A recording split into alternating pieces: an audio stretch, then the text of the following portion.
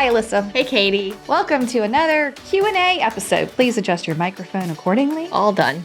Make sure your seats are in their full and upright positions. It's time to answer questions. Woohoo! Our listeners are so kind when we send to the email and ask them to take a survey or give us, information or ask a question. They really respond. They do. So if you're listening and you're thinking, oh, I want to send in a question, you need to be on our email list. That's number one.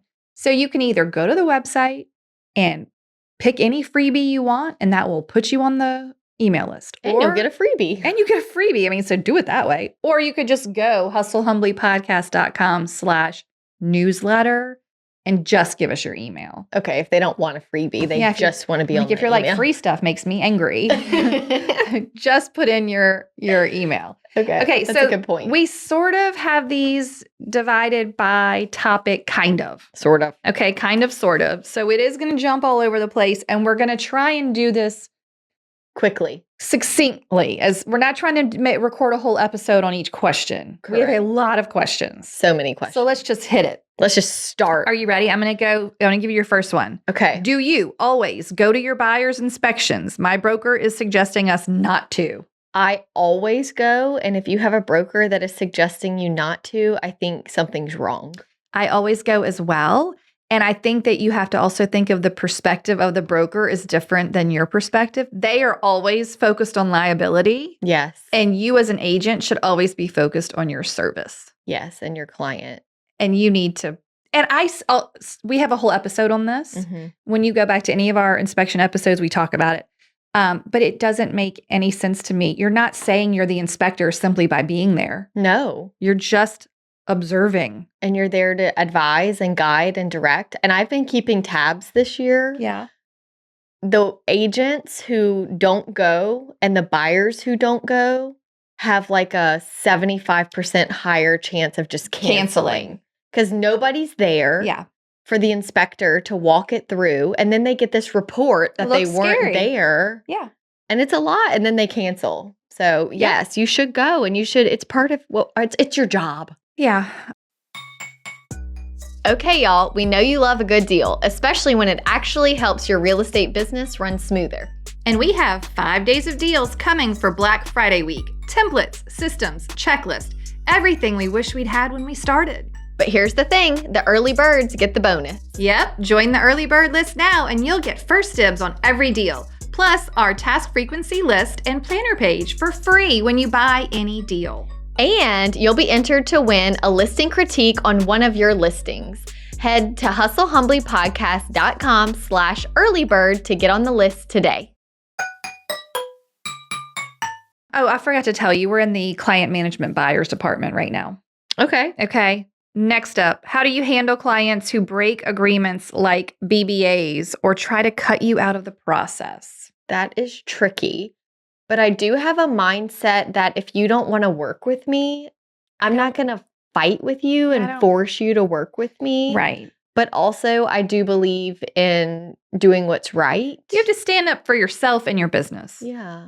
But I feel like you would be really good at handling this. I mean, if someone is trying to break a listing agreement with me or a buyer brokerage agreement with me, and I just don't want anyone working with me against their will. Yeah. What if it was like a sneaky situation where, look, if I felt like someone was just trying to break it because they've somehow gotten direct contact to the seller, I would say, listen, you have signed a legally binding contract that shows where I am representing you and you are paying me. We can still ask in the offer to a seller for them to handle that, just like we would on maybe a listed property that seems common in our market. But I have my broker, I would probably throw my broker under the bus. I always use my broker as my, that's my my broker doesn't point. allow me to break these contracts. Yes. And I would use the term contract a lot. Yes. Yeah. My broker is going to make sure this contract is enforced. Yeah, this contract is between you and my broker. Right. So you can be however you want to me, but yeah, just know someone might be coming for you. Yeah. I think it's important that you're just firm and you explain to them what this means and Yeah. that there is a higher power that be above you. Yeah. That's going to make sure this contract is enforced. Right. Okay. That's a good answer. You want to start us here?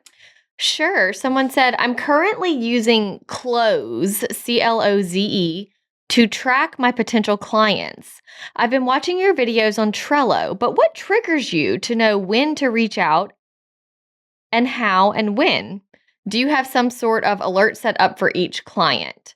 So when you buy our email templates, it also comes with a checklist of when to send each email. Yeah. So I have a few different triggers along the way of when to send things. For Yeah. example, when the appraisal gets scheduled, that is my trigger to send certain emails approaching closing. Yeah. Things like that. And we have built all of that in also to your transaction checklist. Yes. So it's like I'm checking off the boxes. It's a literal, I'm checking off the boxes as I go down. And after this thing happens, appraisal, check. The next box will say, send this email. Like send this email is a line item in the checklist. I may even mention this in the Trello video. I think using the checklists in Trello is the most useful, especially for people who are on a team or have an assistant. Yeah. So that people can go in and see where things are in the checklist. As a solo agent, I'm using the checklist as more of my guide. Yeah. I can look at each address and I know in my head where we are. Agree. Like I know, oof, that lender never responded, or gosh, we have one more day left to get that repair request handled. Yeah. I also, when I get a new contract, put dates in my calendar immediately. So I know this is when due diligence ends. This is the close date. Yeah. Like, I don't want to be surprised. You're getting triggered by your calendar. Yeah. Yeah, agree. Mm-hmm. Okay, while we're on that, good news. This episode is airing maybe 1 or 2 weeks before Thanksgiving week. Okay. So our deals are coming soon. There Yay. probably is an ad popping in here somewhere. But now we're going to be adding the Trello template to the transaction checklist. Yes. So all that you just talked about being populated in there, we will have it It'll available. already be in there. That's a new thing from us. Okay. Let's go back to, because we're still on the buyer topics. I'm going to do a couple. Oh, this is the same. What? I love your email templates, but do you personally use them for every client? So her question was, you actually use them for every single one. Yes. The answer All is of yes. them. Yes. I cannot think of a situation or client that would be different where I wouldn't use Great. the She email gave us a templates. situation. Oh, okay. I find my market has a lot of older clients that don't use email, or clients who are just very casual and would never look at them. If you know that your client is that way, it is important for you to be the boss and say, hey, there are going to be things I send you that must be read. Yes. And I have a client like this actually right now where every time I email them, I say, hey, I sent you an email. I need you to go read it. I need you to read it. So I text them after I email them. Yeah, I think it's okay to say that too. Like, they need to know. Read this. It's important. Most of these email templates are far too long to put in a text. Oh, yes. Not an acceptable alternative. No. You could do it in a phone call, or you could make a set of videos if you feel like they would watch a video. Mm-hmm. But I think it is okay to be the boss and say, you got to read this. You have some homework. If you have an elderly client and you need to print up and drop at their house every step of the process, like even if it's all at the beginning and you're like, here's all of the information I need you to have. Yeah. You just have to make sure they get it. I think it needs to be part of your buyer and seller consultation as well, letting them know, hey, I understand you're not a big emailer. That is going to be a big part of this process. Right. And I think a lot of times these questions, it doesn't occur to you and I because I'm going to pick up the phone. Yeah. If you don't have an email address and I need to tell you something and I'm not sure, like if I want to make sure you heard it, I will just pick up the phone and regurgitate everything I would have put in that email. I think a lot of times we get questions of people who are trying to figure out how to run their business without ever talking to the client. Sometimes, yeah. Do you know what I'm like? It just gives, I don't know if this person was or not. The point is, no matter what you have to do, you have to make sure your client is getting the information they need. Must get the information. Okay. While we're on communication, At what point do you set boundaries with your clients on communication? Example, hours or method of communication? At the consultation, we Yeah. just have a discussion about how this works, how it's not just me that requires notice. It's the if you're working Yeah. with a buyer, like, hey, sellers need to know ahead of time when we're coming. They can't just Right. vacate immediately. And I feel like that shows up in your cover letter, in your Yes. buyer brokerage cover letter, where it's giving you buyer rules. It's Yes. telling you how we communicate, when we communicate. Mm-hmm. And it also says in there, like, this is when I typically work, whatever that looks like for you. And other times are available by appointment. Yeah. Like, we do have to work weekends sometimes. Right. And we'll have to make an appointment for And that. I think it's the same too. You have it in your email signature, right? It used to be. But it's not Yeah. now. It got, I Because went you're to a sending it other simpler- ways. Yes. Okay. Mm-hmm. Okay. Next up, do either of us have separate business phone or separate business phone number? I'm considering a second phone, a second SIM card, or using Google Voice. I don't like Google Voice at all. If I call and there's agents starting to use it, and when I call an agent and get a robot, it kind of... I don't think that's what Google Voice is, though. Oh, I'm talking about the one where you call and It's like a chat bot. Hi, this person has set up an automated thing. Would you like to send them a message? Like, no, Would I you... wanted to talk to them. No, I wanted to talk to a human bot. Yeah, that's how Yeah. I feel about it. That's fair. I will tell you, I do have a Google Voice number. I got it many years ago. What is it?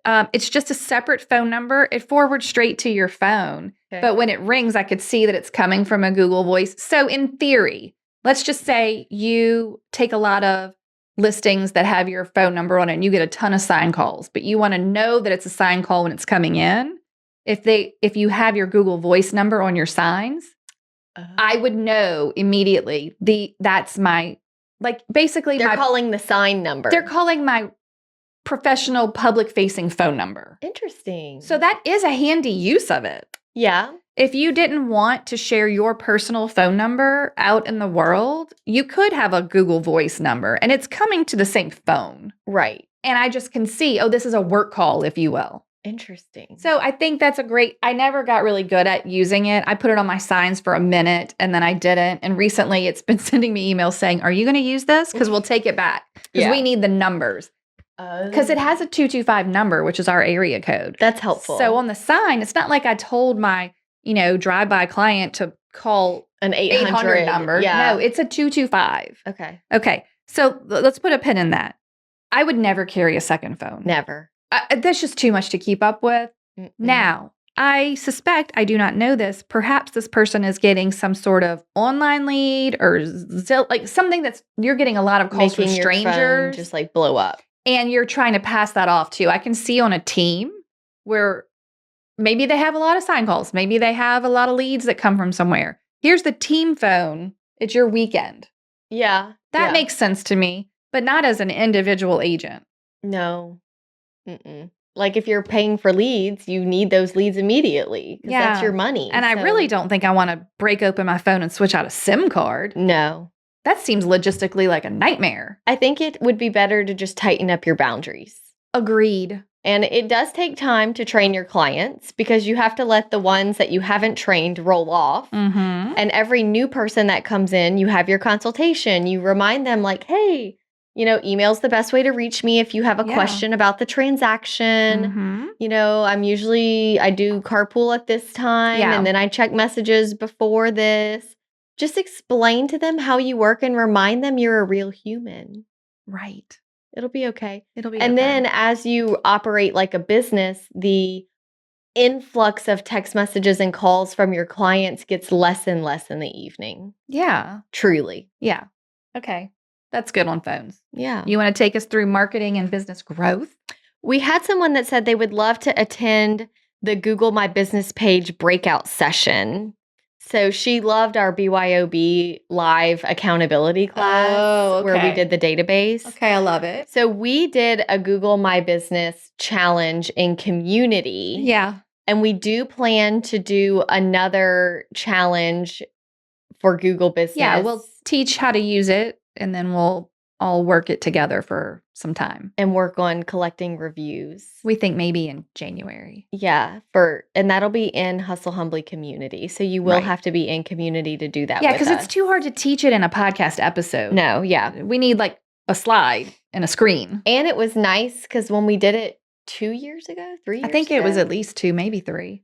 people were sharing in Hustle Humbly community their success, how things were going, how many reviews we did a contest on who got the most new reviews. Yeah, and this plays into our AI episode recently when we were talking about having a very healthy Google business will help you be suggested in search. Yeah. Okay, next. Okay, this is very vague. Are you ready? Because you're going to wait. answer it. How do you use email marketing? That was the whole question? Mm-hmm. Okay, well, as an agent, first I would go back to our newsletter episode. Yes. We have an email newsletter episode. It is chock full of ideas on things you could send to your email list. So, how you use email marketing as an agent would be I've collected my database or people I know or people I met in open house. I've got an email list, right? And then I send them valuable or interesting information. Valuable being the key word. I do not put them on a canned newsletter. I will tell you, for instance, I had one from Remax when I was there. It's a lovely newsletter. I'm sure someone put some time into it, but it was never appropriate for our like in the winter, be telling me how to prepare for snow. Yeah, we don't have snow. It doesn't even make sense to my audience. Right. So can newsletter, no. But if you want to share a quick, hey, my lender's offering a new program and it's this, or here's my monthly events in our area, or whatever it is, that's how you use email marketing. Yeah. You could share a new coming soon listing, or maybe you have like a buyer need, but I wouldn't be doing that every single week. I feel like just picture yourself as the consumer on the other end. Do they want to receive this communication? Yeah. Okay, next. All right, next. What would you do differently when marketing a luxury property? Would you price it differently than you would when having to consider comps, when the demographic might be mainly 90% cash buyers? What type of challenges do you foresee coming up in a luxury transaction? Is luxury its own ballgame? I would first answer that with a yes and no. Correct. I mean, I'm still going to do the process the same. Yeah. And I am absolutely still going to pull comps. Yeah, you still price it based on comps. Yeah. If it's really unique or tricky, you could tell your seller this might be a good one to get a pre-listing appraisal to help us out. I think sometimes maybe these luxury sellers are like, well, there's no other house like mine. Yeah, what are you going to do? For $10 million. And I'll be like, well, there's no other $10 million houses in our whole market. Right. Right. So it could be one that could get a appraisal would be helpful for you. And every market is different. Just because it's a really expensive house, I don't personally see a change in cash versus finance sales in the luxury market. Like in regular price points, like 200, 300, 400, I see a mixture of cash and finance. Yeah. In the luxury market, I see a mixture of cash and finance. Okay. No matter the price point, the email templates go out the same. I communicate the same. Yeah. Your marketing may change based on, like, are you paying for staging on a luxury home? I'm not, but No. I mean, my seller pay for it. Mm-hmm. I could see you maybe needing to do a different type of marketing. Maybe you have to get a more in-depth video made. Maybe you have to, because there's a lot of features to show. Like, it's just not your straightforward 3-bedroom, 2-bath, starter home, right? So I can see there would be a difference in marketing and different expenses. Like maybe your seller wants it to be presented in a certain way. But you're also charging a percentage, so you should have more money to spend. Right. Which is scary because what if it doesn't sell? That is scary. The outlet in fact, the one thing I would think would be nice to have different is on a luxury listing. If this doesn't sell, you're paying, or if you cancel the listing, there's a fee. Yeah. Because I'm going to put out all this money on marketing on the front end. Because how long did Phillum and Thomas take? 4 years. And I mean, I think I was getting a 2.5% commission. Yeah. And it was a $2 million listing at start, but it sold for 1.3. Right. And after 4 years of work, like I was I know. working, I can assure you, I don't want to know what the per hour. What was my per It hour was probably fee? so low. Probably wasn't. I mean, like that one check at a time looked great, but there were quite a few moments when I'm like, I don't think I'm going to get a check. Yeah. Like it's just not going to happen. Mm-hmm. Okay. I know. Tricky. Interesting. But treat your people the same. For sure. Focus on your service. How would you announce and advertise that you have changed brokerages? I wouldn't. Katie and I just don't feel the need to.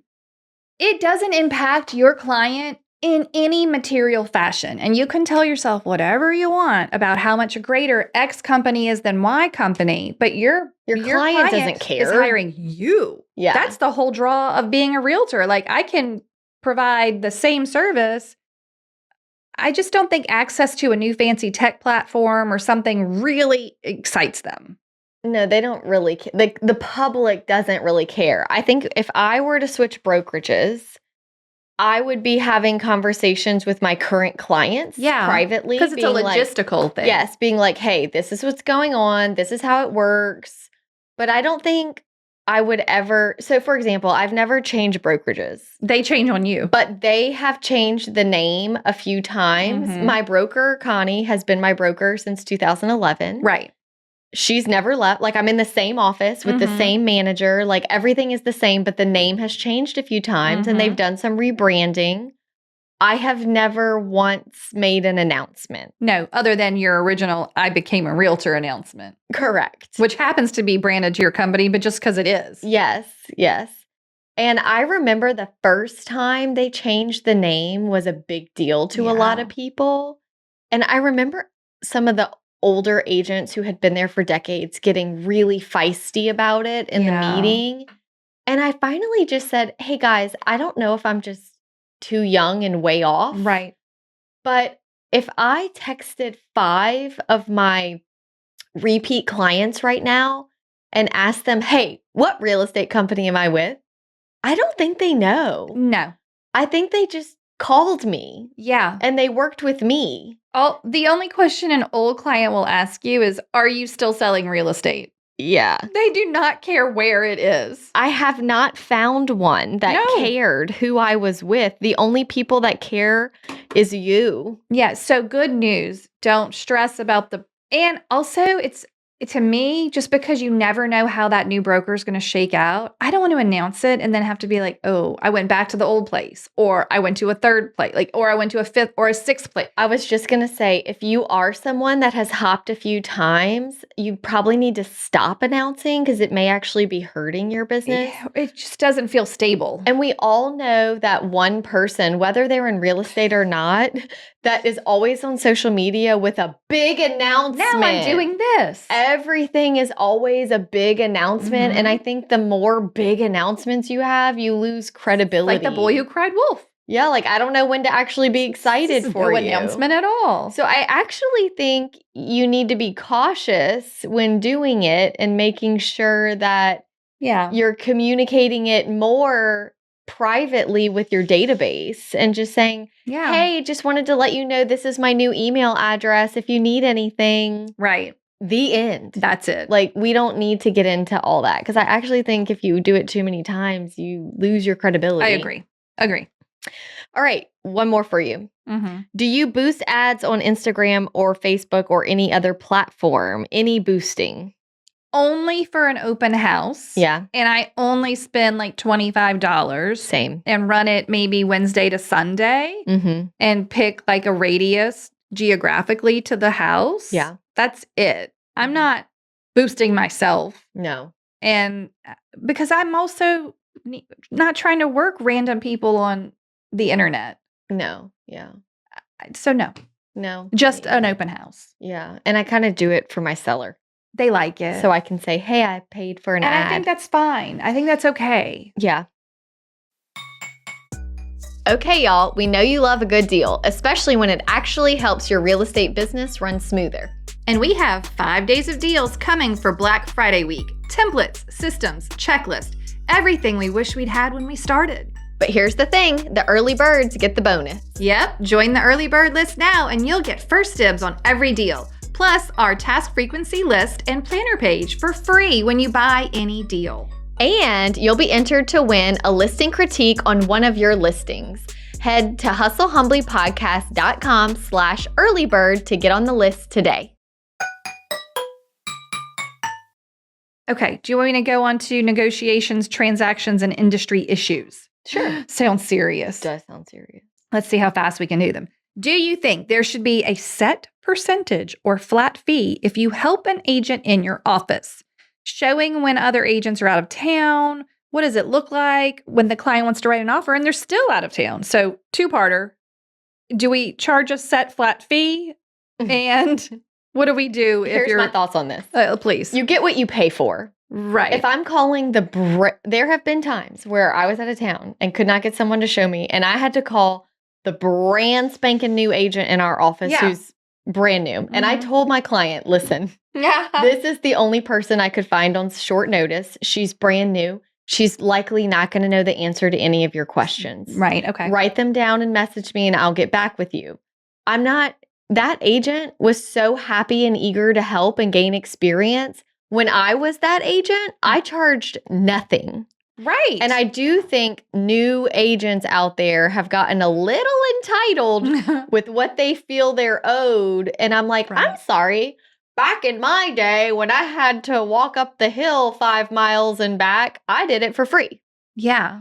So it's like, I just think some of the fees that are being charged, like I had an agent the other day be like, oh, brand new. Yeah, I'll host your open house for $40. I'm like, $20 an hour. And I'm thinking to myself, Were you like, then you give me all the clients? Right. You can have the clients or the $40, but not both. Yeah, like this is an opportunity.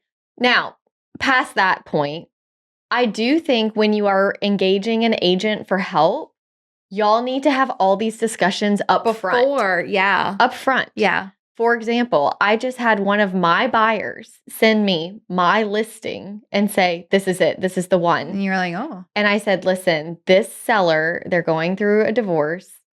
They are totally against dual agency. Mm-hmm. I'm going to have to refer you out on this one. Mm-hmm. If it works out, great. If it doesn't, I'll go back to helping you in your house hunt. I called agent and said, agent, listen, I need you to represent this buyer on this transaction. Mm-hmm. If it works out, you will give me a referral fee. Can you just tell us what that was? 25%. Okay. If it doesn't work out, she's no longer your client. Back to me. And she's back to me. Yeah. And she was like, okay, got it. Great. But now we know. Yeah. So like, just clear. Yeah. You want to get paid? Keep the deal together. Yeah. Right. I will tell you, I had, when I had Jack and my water broke in a showing. Right. It was an out-of-town client. It was the first time we were meeting. They were like an online lead. This was in 2012. They were an online lead that's how my business ran. I desperately needed to work with them so that I could feed my growing family. And I had 10 or more showings scheduled for that day. And I got 3 or 4 deep before I went into labor. Oh gosh. The house my water broke in is technically the one that they ended up buying. But the agent that I had lined up to help me came, finished the showings, then wrote the offer for the house that they wanted.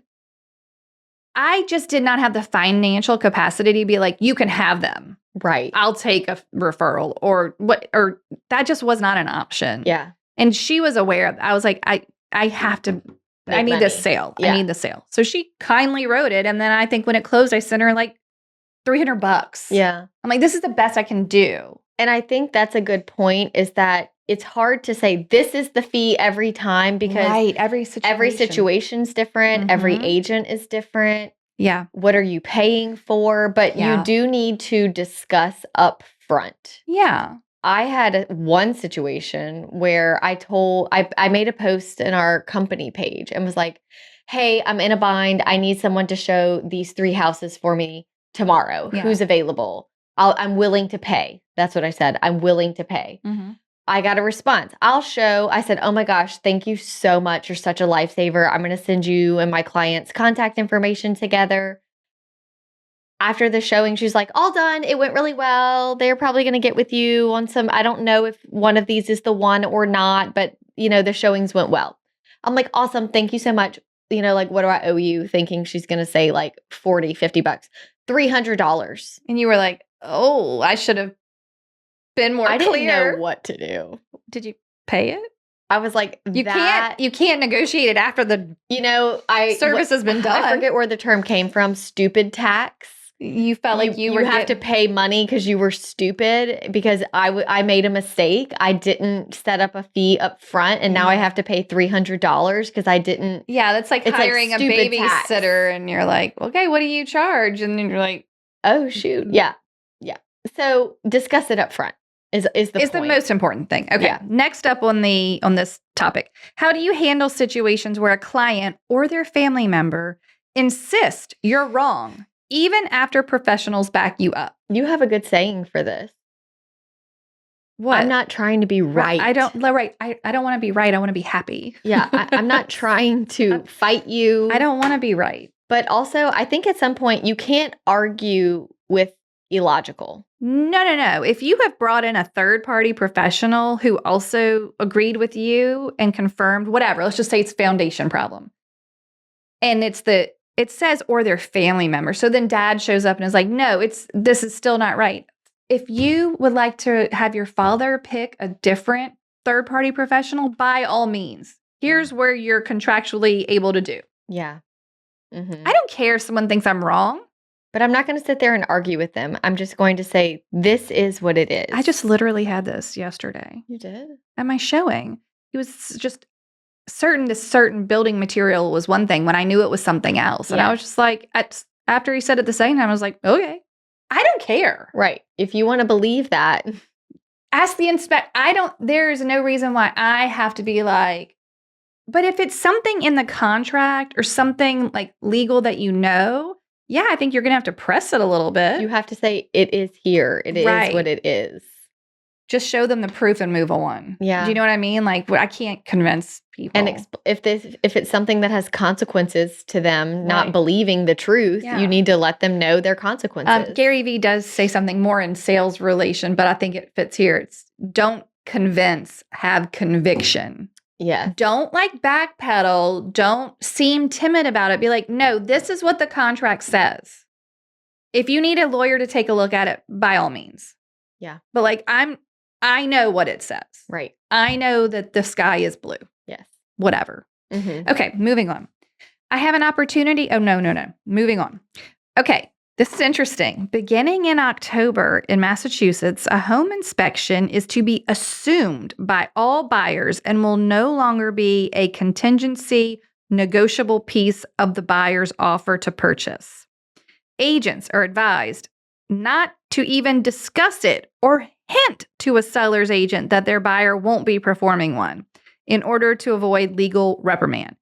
Curious if in our market, or any market we're familiar with, has this law in place already? How is it received by buyer sellers agents? We don't have this law in place, but I'm intrigued by it because in a competitive situation, I think speaking of the liability, it's great. Yeah, listen, we're taking this off the table as a term. Right.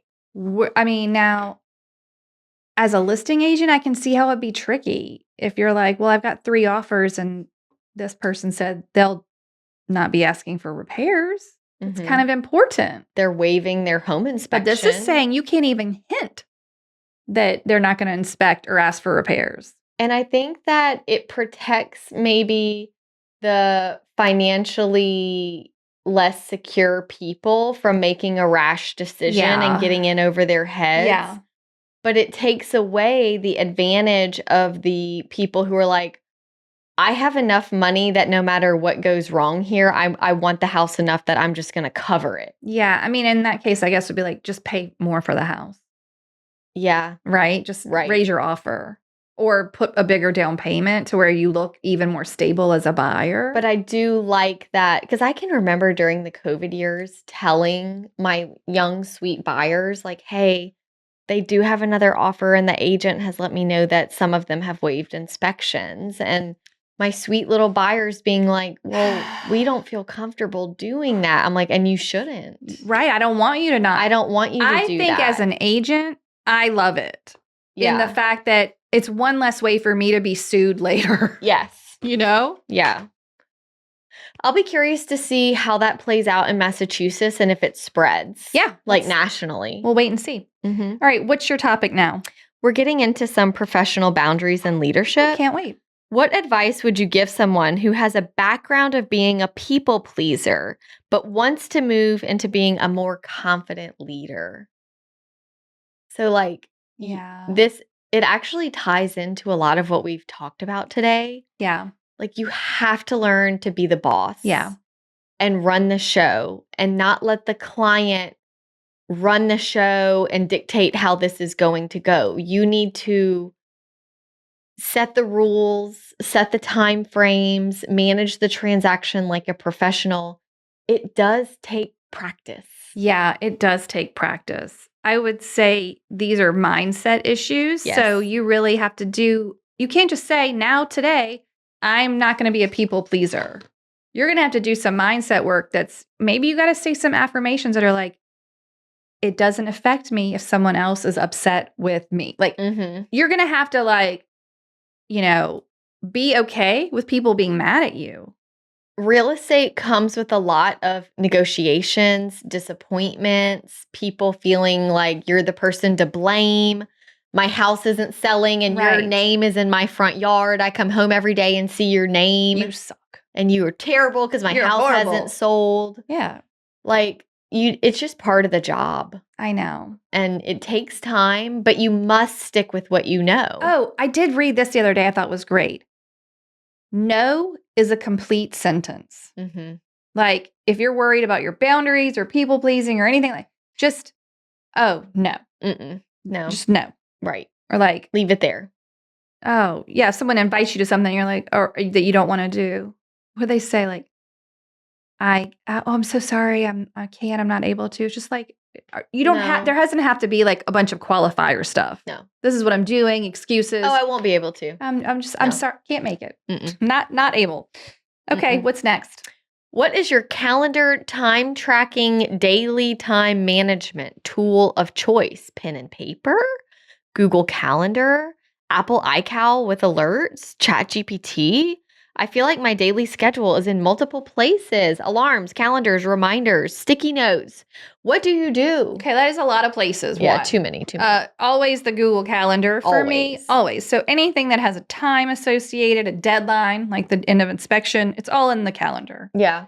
But task-wise, I'm not putting everything, like my to-do list isn't in my calendar, but I like a transaction checklist or like I have my weekly sheet with my, task. I think if it's sticky note, fine, but you have to have one place where it's not sticky notes all over the place and a calendar and a this thing and a planner and no. Pick one place. Yeah, just do it in one place. And even just being like, I don't want to say Siri because, it'll set all of our phones off. Yeah. So I'll say, sometimes I'll be like, hey, Sally, remind me to text Bill tomorrow at noon. Yeah. Like I do use that a lot to just for easy. Task reminders or things that are time sensitive.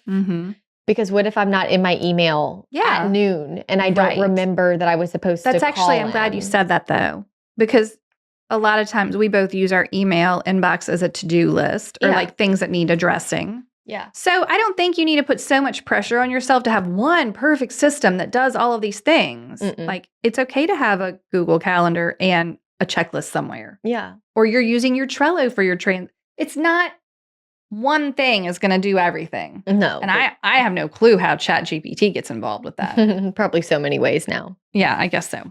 What's next? Do you think it's better to develop thick skin and push back harder or just accept that this is a part of real estate and it's hard? This is an interesting question. I guess it depends on are you taking it to heart and crying all night because someone didn't like your advice? Right. Or is it that you're just going to be so stern with your boundaries that you can't flex at all? Like, I don't think that's right. Right. I don't want you to be emotionally affected outside of your business hours. Right. I don't want you to be up all night like you can't sleep. I don't know how to develop thick skin. I guess you get practiced, right? I think it just comes with the experience. You're like, this is the nature of the job. And I think being realistic about that is important. I can remember maybe like my beginning of my second year, just having another thing go wrong or another disappointment and going in Connie's office and just telling her what happened. And she just looked at me and goes, "Hey, you're not crying." Yeah. Like it's, And I was like, oh, yeah. I'm getting Because stronger. things are going to go wrong. I'm getting stronger. Yeah. I think so many people, especially when they're new, start off with such rose-colored glasses. Yeah. I'm going to tell a very quick story at our Monday meeting. Okay. I hadn't been in a minute because of summer. Like the kids were out of school and I didn't go. Okay. So I went back and it was the first one I'd been to in several months. And I'm like, man, there's so many new agents here. I don't recognize these faces. There was an influx. And Connie was like, "Oh, wow, we have so many new faces here. Why don't we just quickly go around the room and say your name and like what got you into real estate, you know?" Oh my. And I felt like the person at the end of the line, like smoking a cigarette, like, you're like, just, welcome. I felt so jaded, like dressed in all black, you know? And they start and they're like, "Hi, my name is so and so, and I got licensed 2 months ago. And I got licensed because I just love people." And I'm just going, oh my God. And part of me wants to be like, "You won't soon." Good luck with that people loving. Yeah. And then like the next one is like, "I got into real estate because I've just always loved houses. They're so pretty. I love looking at them." And I'm like, get ready for fleas. Get ready for smell. You think every buyer is going to just look at the most gorgeous home? No. Like it got to me and Connie was like, "Well, Alyssa's been with us since 2011. Alyssa, why don't you introduce yourself?" I'm like, "I used to love people and houses." I was like, now I'm just here because of the money. Did they were like, oh God. And then I kind of laughed and was like, in all seriousness, I still love people. I still love houses, but this is hard. Yeah, it's a job. It is a job. Yeah. And I could make a whole episode on that. That's so funny. But yeah, it made me laugh. It's like I have changed over the years. It would have been even better if you pulled out a cigarette and lit it. I know, I should have. Oh God, this has been tough. Isn't that funny? It's funny because the next question is it just me or does everyone else feel like very few closings are easy? They're not easy. Your whole job is a facilitator of something that people can't do on their own. Right. Hello? Yeah. So much to manage. If you think it's going to be easy, there's no such thing. There's no easy money. Listen how funny this is. These next two questions came from two different listeners. Oh. So the first one is, have you ever thought about leaving real estate because of the stress? If so, how did you work through that? And then the second one was phrased differently, but fun question. If you received an immediate opportunity for a job or career, paid or unpaid, that was perfect enough to make you walk away immediately from your real estate career, what would it be? Oh. In other words, what would it take for you to do something completely different, and what would you be doing? Oh, this is a great question. And just pretend that you have the skill set or abilities for whatever that is. Okay. What was the first question? Have you ever thought about leaving real estate because of the stress? On a bad day, for sure. I just don't know how to replace the income of it with the same amount of work hours. Correct. Right? So it's like, and there are enough fulfilling experiences that you're like, okay, today was a bad one, but I have a book of, my memory is long enough, right? Yeah. I have 20 years of experience. I know that tomorrow the sweetest thing might happen. Yeah. Right? Mm-hmm. Okay. Part two of this question, though, is like, if you found something that paid the same, and like, if organizing bookshelves, I think I would be a photographer, like a landscape or fine art photographer. Really? Yeah, like I would do something creative, or I would have a flower farm.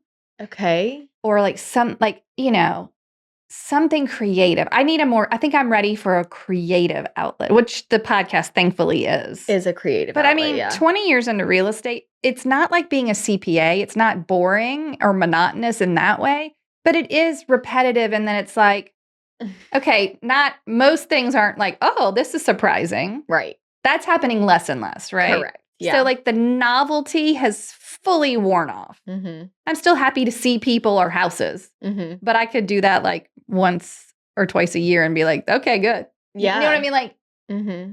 okay, how about you? If I could make the same money I am making now, I would probably, my Enneagram 3 self would be still in some sort of job where I just was productive, yeah. like checking things off a list. I may revisit my dream of being a barista. Right, but that's and going like fast, making you just slinging want the drinks, high, slinging you want drinks. the high pace.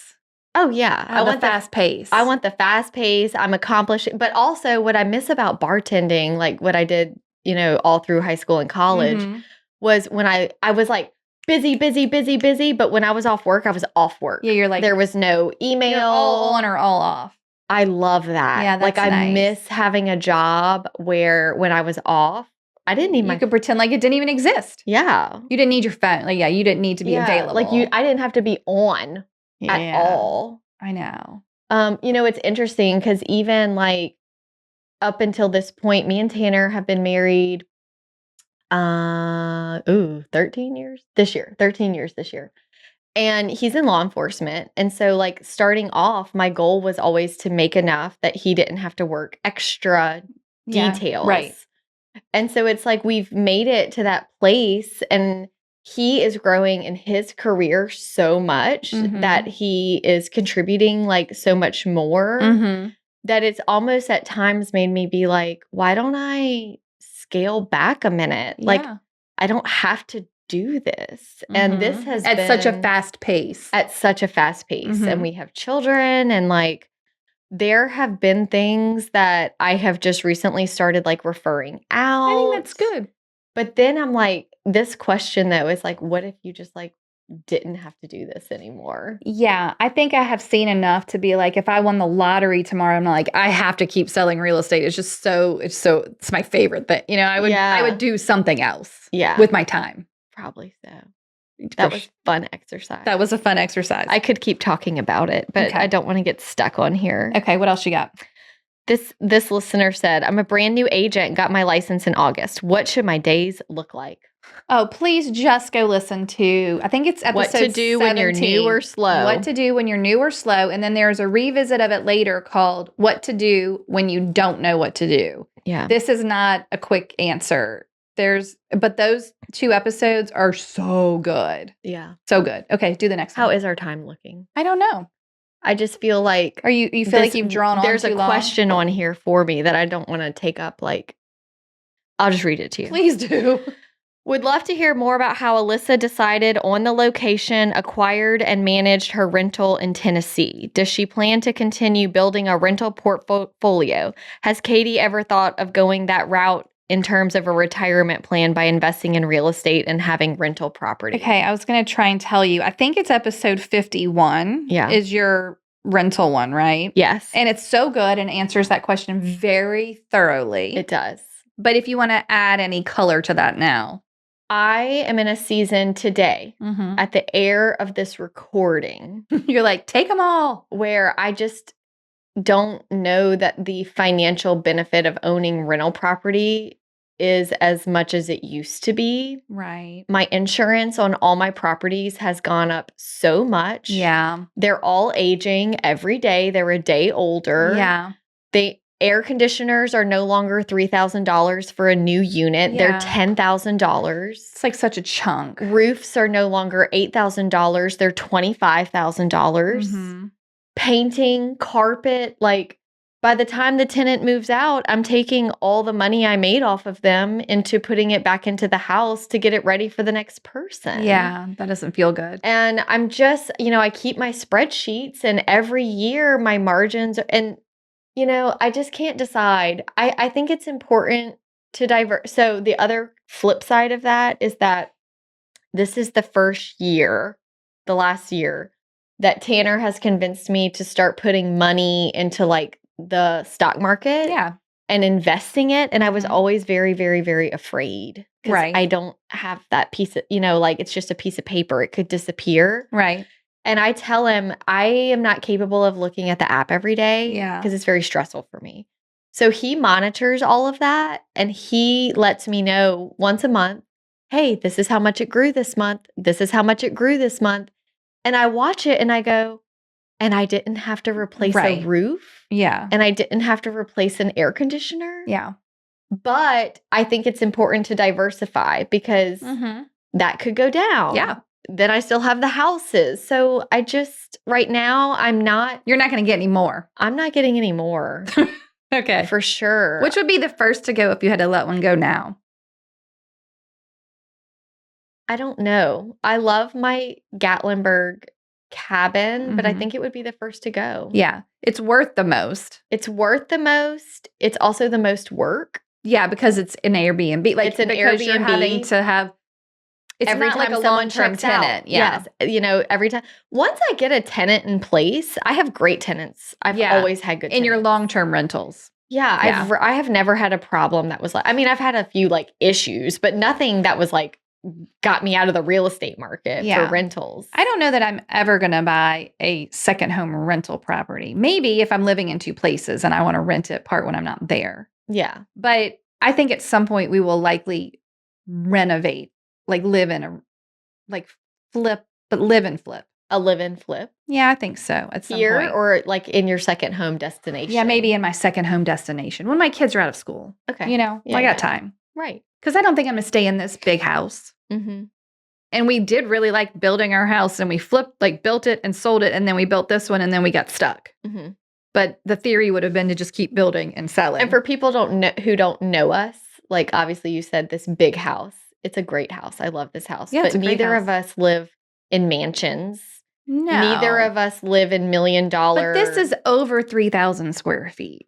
Yeah. Is it? Yes. I'm not going to need over 3,000 square feet when my kids don't live. I don't need it now. It's great. It's such a great floor plan, though. Yeah. I love this house. Okay.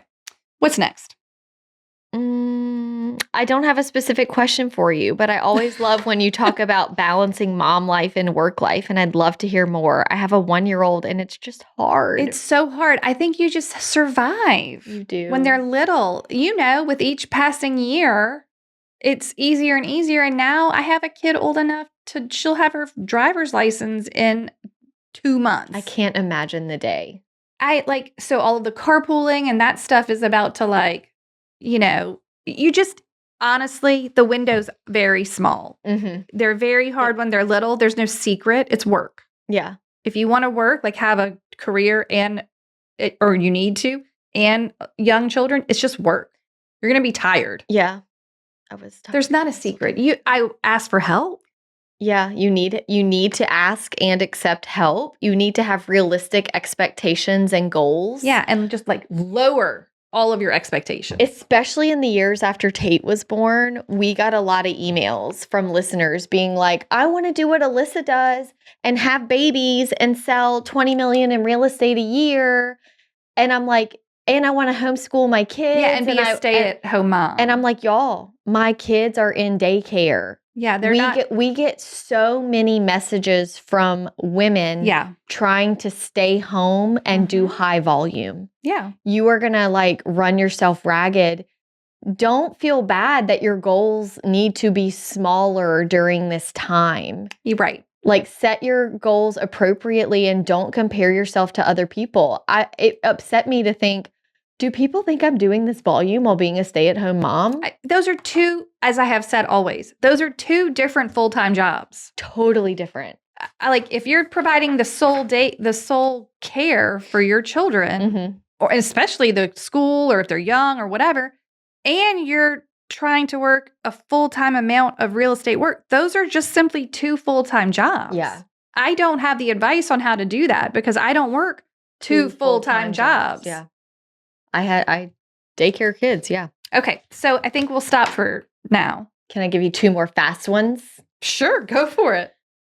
Branding and taglines. Do I need one? No. Katie sells homes. No, it's weird sometimes. No, I think it's weird too. I don't really like it. No. How about home warranties? Do people like home warranties? I don't. Not think anymore. Maybe back in the day. I think they used to be No one's good. really getting them or using them anymore. Yeah. Are there any more fast ones? No. No, the rest are longer. Yeah. Okay, so thank you for joining us for this lovely group of random questions. We will read the rest of them in a separate episode, probably in January. Yeah. So it'll be a minute before you hear the rest. But that we saved the meatier ones for January because a lot of you sent in actual situations. Yeah, I think we'll do a situation room. Yeah, and we'll keep you all anonymous, but the situation ones we'll keep for the January episode. Okay, great. Shall we hear a toast? Let's do a toast. Goodbye. Hello, I'm Carolina Jordan. I'm with the Low Country Home Sales team in the Coldwell Banker Realty in Somerville, Lake Charleston, South Carolina area. I want to toast my very good friend, Kylie Hampton. Her and I go back in 2016, 2017. We started working at one brokerage. Then she moved to another one and brought me with her. I listened to the Hustle Humbly podcast with her. We have learned together through the podcast, and I learned so much about organization from her, and she has been a great mentor in my real estate career. So cheers to you. Wait, before you go, if you enjoyed this episode and if we brought you value, take a minute to rate the show, leave a review, or drop a comment. We are giving away our best stuff for free. Find it at hustlehumblypodcast.com/freebies. We'd also love to see you in Hustle Humbly community. Join us there at hustlehumblypodcast.com/membership. We love chatting with you in our DMs. Find us on social media at Hustle Humbly Podcast and say hello. If you have an episode topic or someone you'd like to toast on the show, please email us at team@hustlehumblypodcast.com. Thank you so much for tuning in to the Hustle Humbly Podcast. See you next week.